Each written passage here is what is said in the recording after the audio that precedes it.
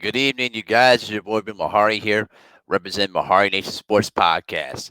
A much love to the entire LDBC and the basketball community. I'm gonna try to continue to push more videos on my channel, at least 2 to 3 videos a day to the best of my ability. If you guys have any other sports comments or anything you want me to discuss upon on this channel, feel free, to post it on the comments section, and I will do my best to accommodate your request. All right. But for the new people that are coming in, just make sure to hit the subscribe button and hit the bell icon for all the latest notifications when I go on live or when I post videos. You know what I mean? Because YouTube is trying to crack down on small channels at the moment. So it's very important to keep hitting the like button and also share the video too to make sure to spread the word about the channel too as well. But with that out the way, I wanted to talk about, you know, the Charles Barkley and Michael Jordan perceived relationship. And I'm using the word perceived, for a specific reason, which I'm going to get into in about a couple of minutes here. But to start it off with, um, there was an article that came out on ESPN, yesterday. Um, Charles Barkley was on ESPN 1000 in Chicago on the show called Waddle and the Silvy Show on Tuesday, and he was discussing about how Michael Jordan and Charles Barkley's relationship basically deteriorated back in 2012. Basically, after Barkley made some critical comments about how Michael Jordan was running the then Charlotte Bobcats, aka the Charlotte Hornets franchise. Now, here's some of the quotes that he said. He said, "The guy was like a brother to me for 20 some years, at least 20 some years, and I feel sadness. But to me, he's still the greatest basketball player ever. I wish him nothing but the best, but there's nothing I can do about it, brother."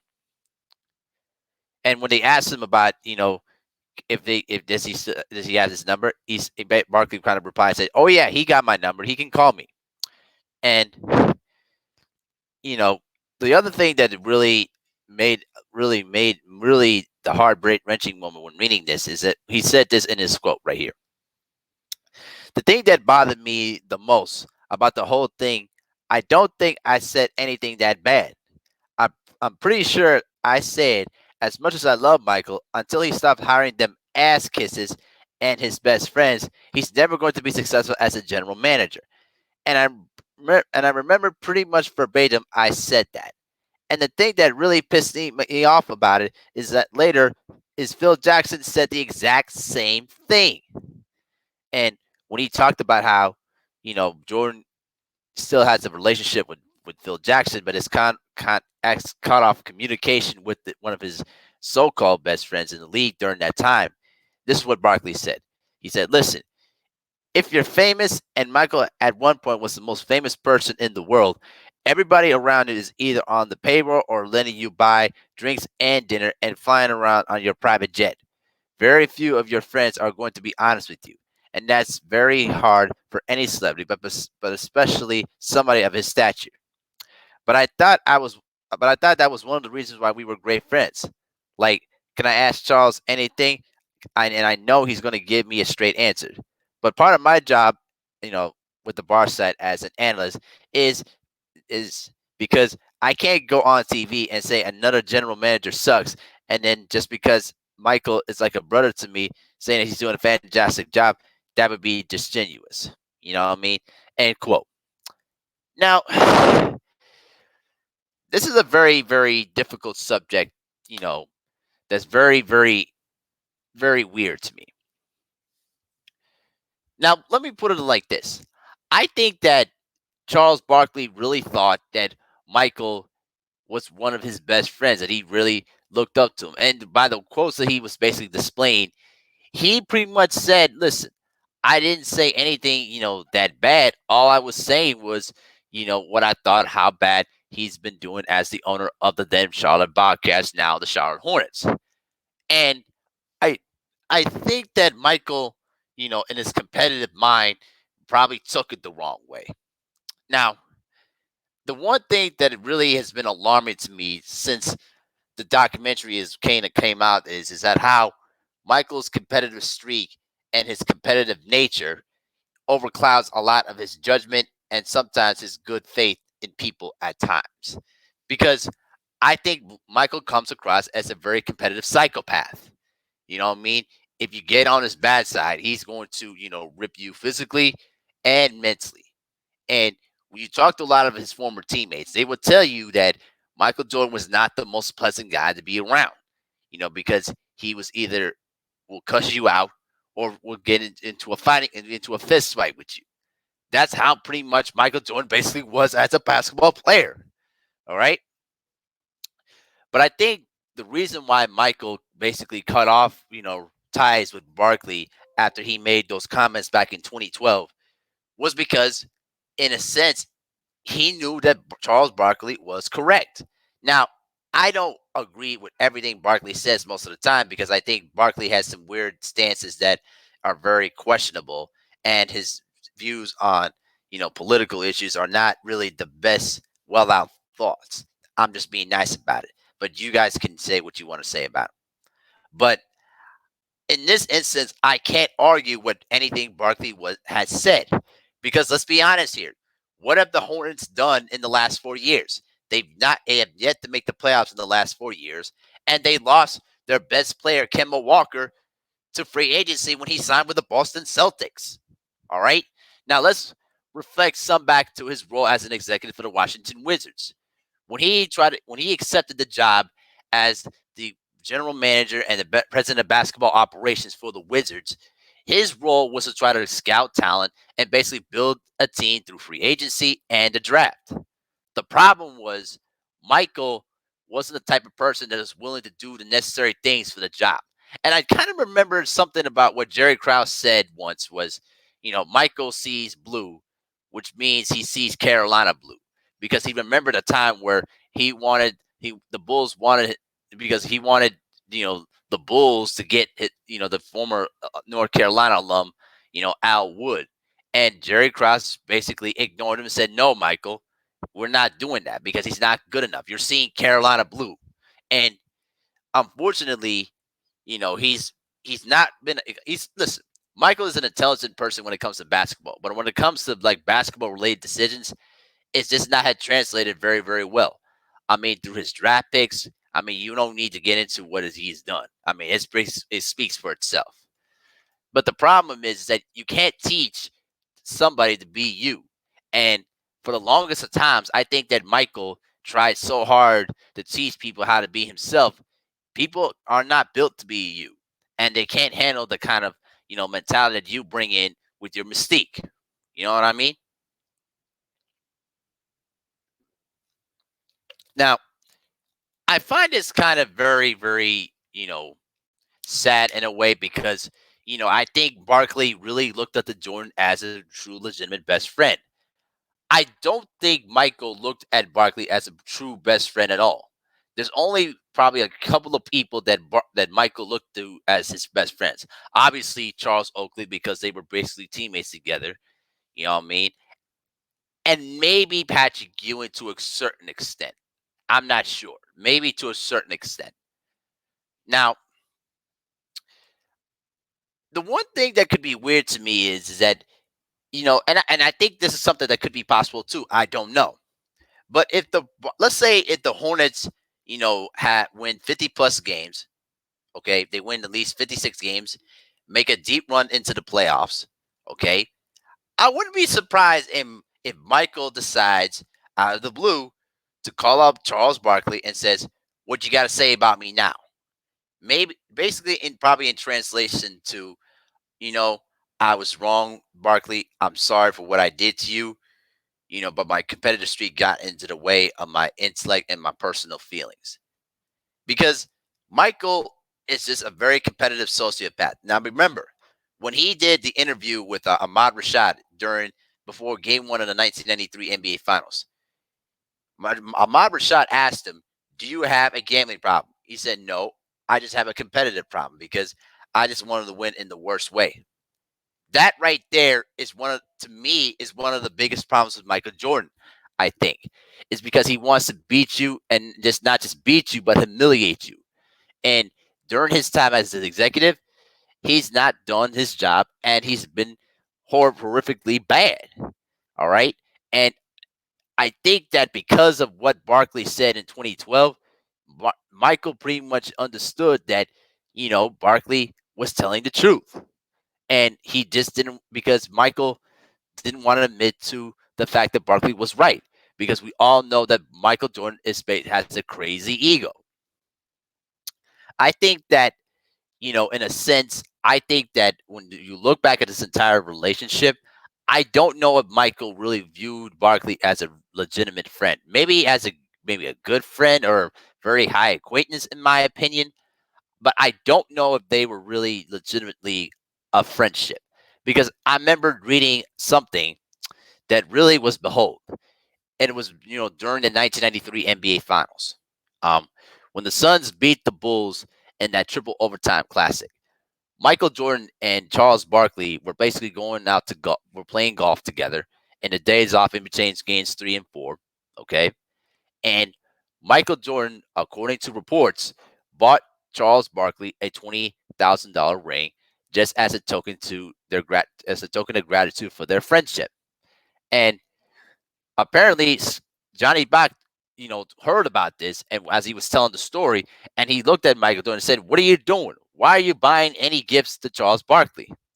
And Michael basically said, "Listen, when the game starts tomorrow, the lanes are going to be wide open because Barkley is not going to do anything to hurt me."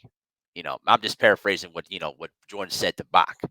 And when you looked at that game 4, Michael Jordan was driving to the basket with no resistance. Anytime he drove to the basket, he was getting layups, dunks. He was doing whatever he wanted to that Suns defense, and there was nothing Barkley could do about it. Because in a sense, and I remember the last possession there, Barkley was more concerned about maintaining his friendship with Jordan than doing whatever it took to win a championship.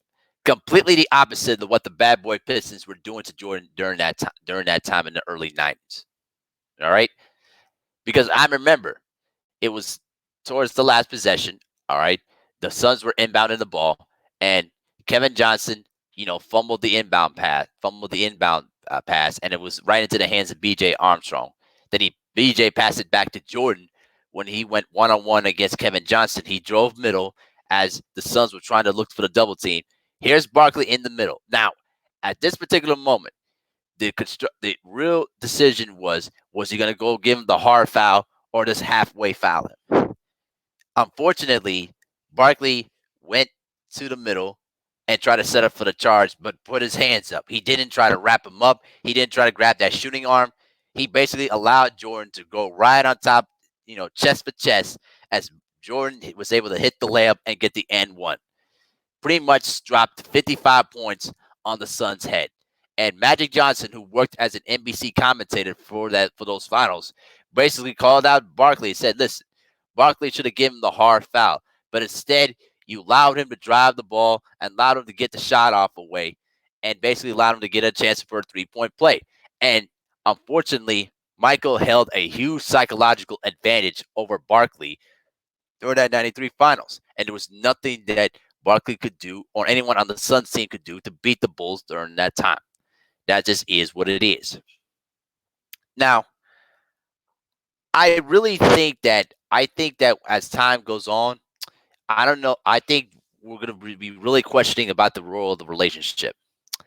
And the thing that it really beholds to me too about what Michael Jordan is that Michael Jordan, for all the good thing he does, he's very much a control freak in practices, and he will rip teammates, and make your life a living hell if you were not living up to the standard that is necessary to win championships. I really think that the Bulls team was not as close of a team as people make it seem to be. I think that they were just a group that just knew their roles and knew when to work together when it was necessary, when it was time. But if you talked about them hanging out together or, doing things together, maybe there was a certain clique that did that, but there wasn't much of that in those teams, to be honest with you. Um, I did remember, something as I hang on for 1 second here. Oh yeah, yeah, yeah. There you go. I think I remember something one time. I remembered the time where, Michael Jordan, you know, the one thing that the thing about Michael is that Michael held deep, deep grudges against people. You know, he held a major grudge against his high school coach that basically cut him as a sophomore. He held grudges against, news against reporters and beat writers that basically looked at Jordan as a great, you know, scoring champion, but he wasn't going to be better than Bird or Magic. And Michael, held those kind of bitter feelings within himself and made himself to be a great player. But in a sense, he still held on to those same feelings even after retirement. So you look at that and you think, the guy was basically nothing more than a competitive sociopath. And when you look back into his Hall of Fame speech, when he was inducted into the Hall of Fame, it wasn't like in a genuine type of speech. It was basically a lashing of all the people that doubted him. And all the people that basically labeled him all the things that I basically talked about. And I think there was a lot of truth to what Jeff Van Gundy was pretty much saying in '97 when he called Michael Jordan a con man, because he would try to befriend people, try to make them comfortable with you, and then go out and try to destroy you on the court. Now, I don't think Jordan doesn't always have to resort to that because he's already talented in of himself. You know what I mean? But there is some kind of truth when it came to Michael and the way he interacted with various people. If you weren't in his like deep circle where he could basically trust you, you were basically on the outside looking in, and you weren't going to get much satisfaction from Jordan, around you. That's just how he conducted himself. That's just how he is. You know, I think that Barkley, feels some sort of sadness, whatever, of how things went apart. But you also have to remember though too, Scottie Pippen did mention in a 1999 interview with ESPN. This was when he was traded from the Rockets to the Portland Trailblazers. He mentioned how Michael, told Pippen that, he should have listened to Michael when he talked about how Barkley didn't have the necessary mentality or the necessary, you know, dedication to win a championship. You know what I mean? And Michael categorically, you know, called up to Charles Barkley. He said, "No, I didn't say that." Scottie Pippen was probably just a little bitter about how things went down in Houston. Things of that sort. He tried to categorically deny what Pippen said, but I don't believe it. I don't believe that at all. I think Michael Jordan basically said what he said because that's how he genuinely felt about Charles Barkley to a very deep extent. This is what really relates to the fact of how Michael did not view Barkley too much as a friend, while on the other side of the ledger, Barkley looked at Jordan as really one of his greatest best friends. You know what I mean? And I don't know how this will end. I don't know how they will patch this up. I don't think they will ever patch it up as long as Michael Jordan, maintains that grudge. It's been over 30, 40 years. You know what I mean? But I think that Michael, is going to be held content of keeping that kind of grudge for probably to his deathbed unless something changes. So, that's just how I feel about it. That's just my 2 cents of the whole entire situation. You know what I mean? But you know, you got to just keep in mind about who truly your friends are, and I think that's a big life lesson around though. You know what I mean? But let me know what you guys think in the comment section though too. Do you really think that Michael Jordan was truly a friend of Charles Barkley, or was he not friends with Barkley? But let me know what y'all think. Y'all take care, guys.